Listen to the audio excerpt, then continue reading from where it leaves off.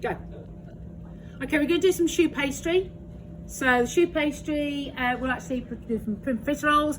I've made some beforehand, so I'm going to show you how to fill them. But this is actually how we're going to make the choux pastry to start off with. Now, just so we're ahead, I've started for my chocolate sauce. I've started that already. So I've got chocolate in what is called a bain-marie. A bain-marie is basically a water bath. So in the bottom of this first saucepan here, I've got some water on a very low heat. I've put my chocolate in the top. Okay. I'm actually going to put my measured butter actually in, and it's about a tablespoon of golden syrup, and I'm going to put that in, and then I'm just going to leave that for a little later on. You don't have to do it straight away. I'd recommend you not do it straight away, but I've just done that so we've actually forget about that because I'm going to be coming to it quite quickly. Okay, so in a saucepan I need 150 millilitres of water. I need butter, and I'm using a wooden spoon because of actually conduction of heat. That needs turning on fairly high. I don't want it to boil, okay? But I do want it to boil, but I don't want it to evaporate any of much of the liquid, because it means that I'm not going to have my pastry the way I want it, because this is basically pastry. Okay, it's not like the short crust pastry that you've actually used for like apple pies and meat pies. This is actually quite different because you're actually melting butter and water. Instead of doing the rubbing in method where you're rubbing the fat in the flour to actually waterproof it, you're melting the butter and water together. Right, I've got in my bowl here, I've got 65 grams of plain flour. I've got that ready. I've got my 2 eggs, okay, because this is going to move quite quickly, and then I've got my cream. Now I've filled a piping bag already of cream, but I'll just show you, this is the consistency I want. I want it really, really thick, okay? So when you put your paddles in, your hand whisk, I want you to put the paddles straight in, then switch it on. Don't switch the paddles on and then actually put it into the cream, because of course you'll actually get the cream all over the place. Okay, and you want it as thick as that because you're going to be piping with it. Now there are alternatives to cream. I know I spoke to one of you as far as that.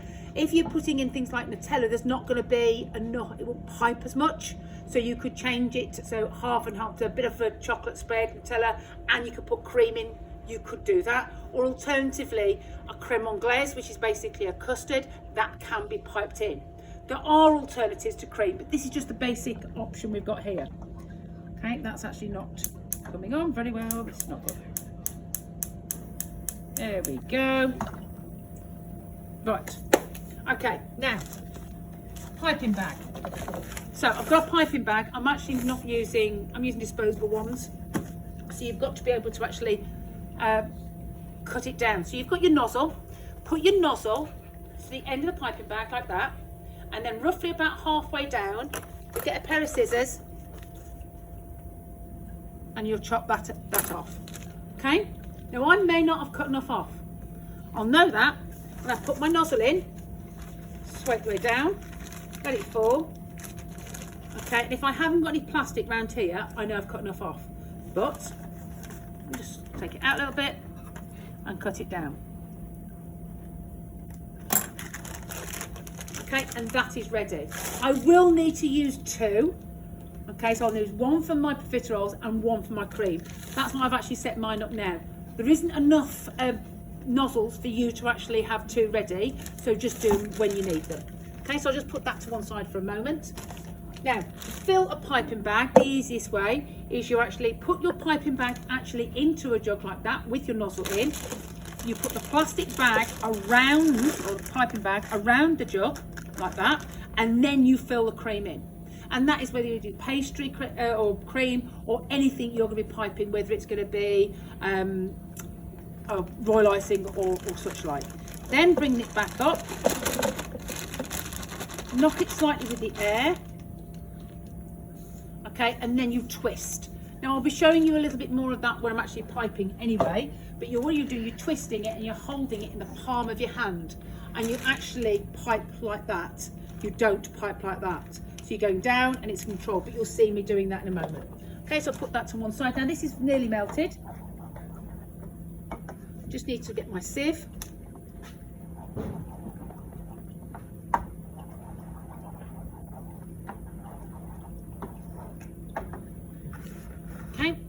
eggs. I'm just going to grab another jug.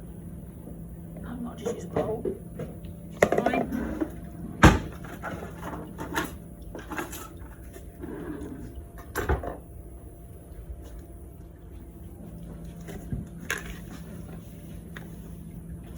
Okay, again, crack the eggs on the surface, not on the side of the bowl. If you crack them on the surface, you're not going to be knocking all of the shell in.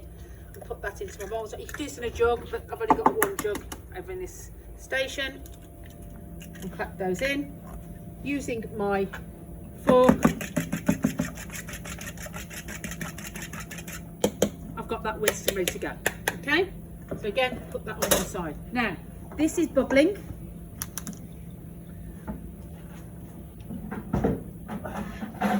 I'm just going to use this to protect the surface. Okay, so I'm going to switch that off. In fact, I'm going to make sure both are switched off, and I'm going to put that on there.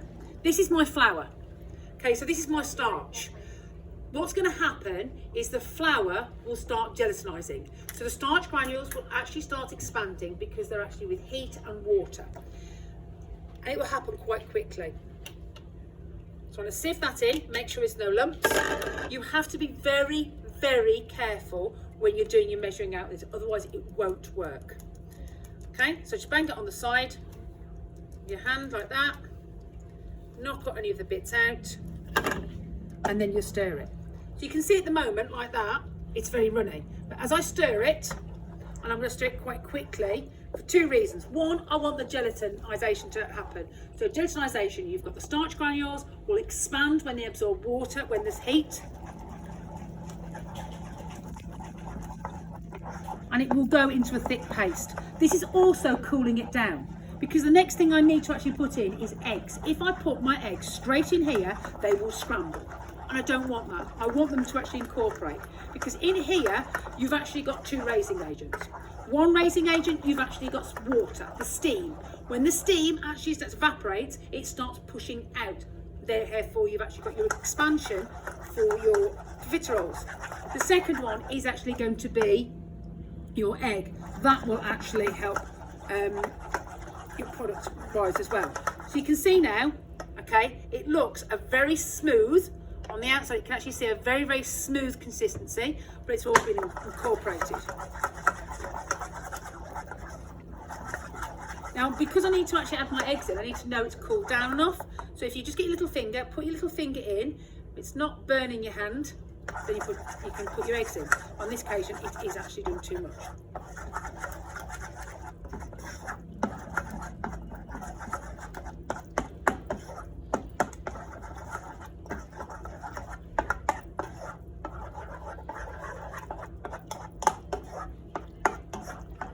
Just again, still a bit warm.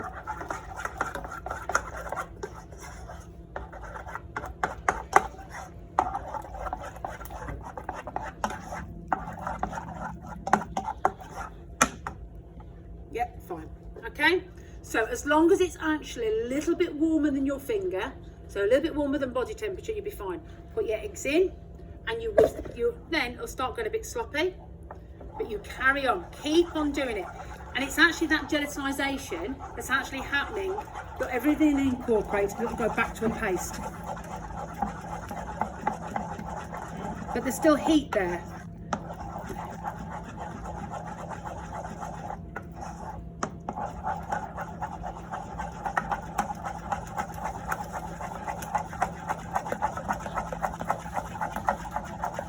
Okay, you can see it's a bit runny. I'm going to carry on. So when you're weighing this out, and say you've got to be very, very careful. If you put not enough flour in, too much flour in, then your product's not going to work so well. Then of course you're thinking about your eggs. I've actually got medium eggs. If you've got large eggs, you've got a lot of liquid, you might need to cut down on the egg. But it's actually, this is a very much of a skilled product. Okay, now that's a little bit runny, but I'm going to run with it. Okay, I've got a piping bag. I've actually got my baking tray. So showing you again as far as filling up my piping bag. I've got a jug.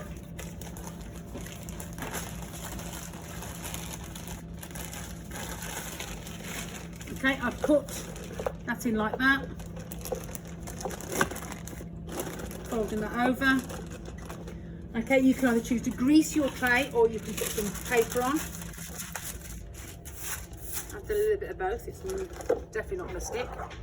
Okay, and I'm actually going to put that in. Now, if that is a bit thicker when you do yours, that's fine. Okay, don't worry that mine's a bit thin. I'll just have to cope with it. I'm sure it will work.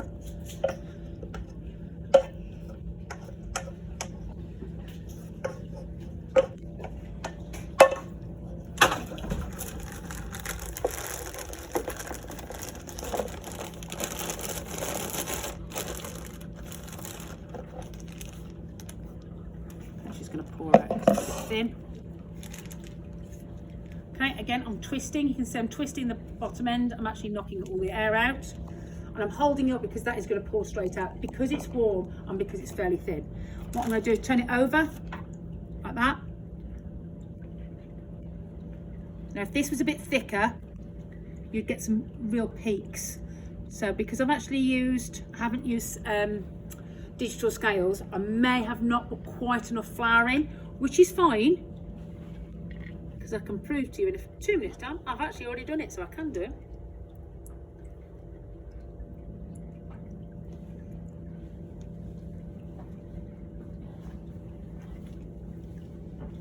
Okay, so you're going to roughly about 18. You could do a Claire size, you could do choux bun size, it's entirely up to you. This is very runny. Okay, not usually that runny. Last thing I'm going to do is I'm going to put a bit of water on, a tiny bit of water, and that water will help the steam as well. When you've piped yours, if you've actually got little peaks, you can use wet hands and just tap the top, otherwise they will burn. That's going to go in the oven. Yeah, it can go in the oven. Up there. And I'm going to show you with how I'm going to finish these off. Okay?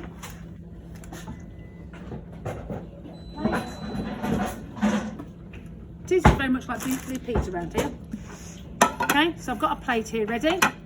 You don't have to do yours necessarily onto a plate because you'll put in your containers that you're going to be using to take it home. Okay, so I've got golden syrup, I've got chocolate, and I've actually got butter. And microwave is out of action at the moment, so you won't be able to use the microwave, so you will have to actually do it in a saucepan. I've done it, as I say, in a bain-marie because that means I can just set it up and leave it. You may be able to use it in one of the non-stick saucepans. Okay, so cream is ready. Now, those have gone in for about 20-25 minutes. What you do is you fetch them out. Okay, so these ones I actually made last night. You fetch them out, you get a sharp knife, and you actually put a tiny little hole in like that. Okay, then you return the whole thing back into the oven for them to dry out in the center. Okay, so 20-25 minutes, fetch them out, put a hole in, and then return to the oven to dry out in the center. Pipe it again. You've got your cream. You put your nozzle over your hole, and you'll feel in your hand that the choux bun will actually increase in size.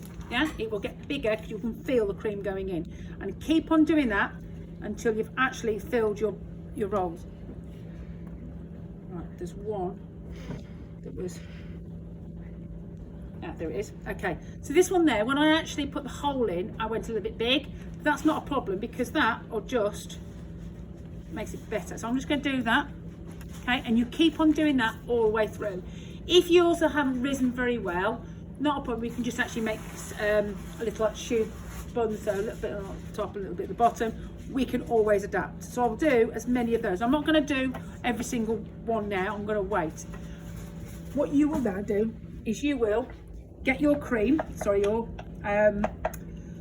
chocolate sauce, and you can just pour it over the top. Okay,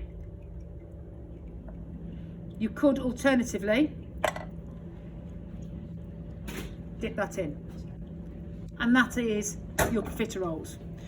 If you pipe them into long fingers, you could do with Claire's. If you actually did very, very large balls rather than the 20 I did here, then you will actually do choux buns. Okay, these, when they're actually done, will go straight into the fridge. Leave the container lids off while the hot chocolate sauce is still warm. Again, the ingredients list will be underneath this on the channel.